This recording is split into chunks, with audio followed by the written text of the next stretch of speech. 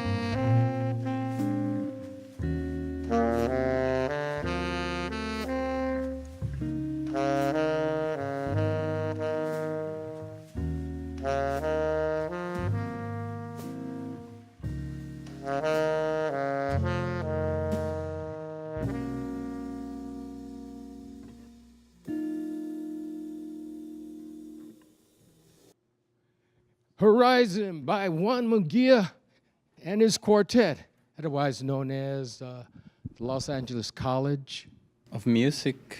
Love it.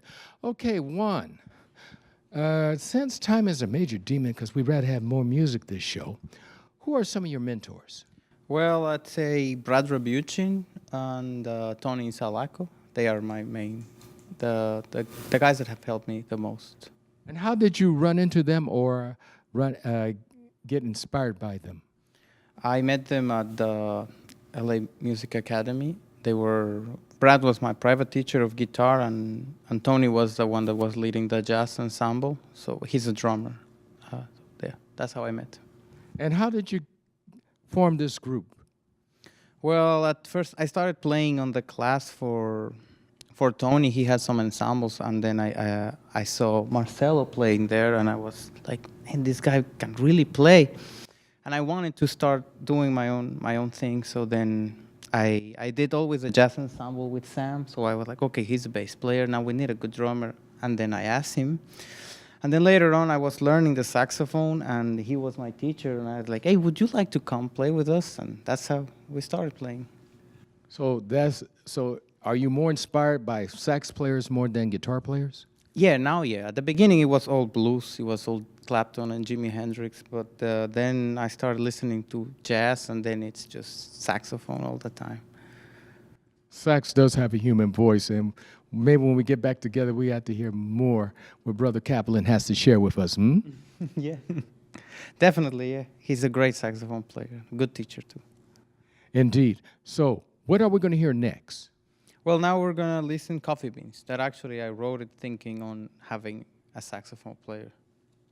And perhaps a cup of coffee with it? Oh yeah, I was at a coffee shop waiting for my girlfriend. She was working. I was like, what I do? It's like, I have this idea. How I call it? I'll just call it Coffee Beans. So let's hear it. Coffee Beans by Juan Munguia and the quartet.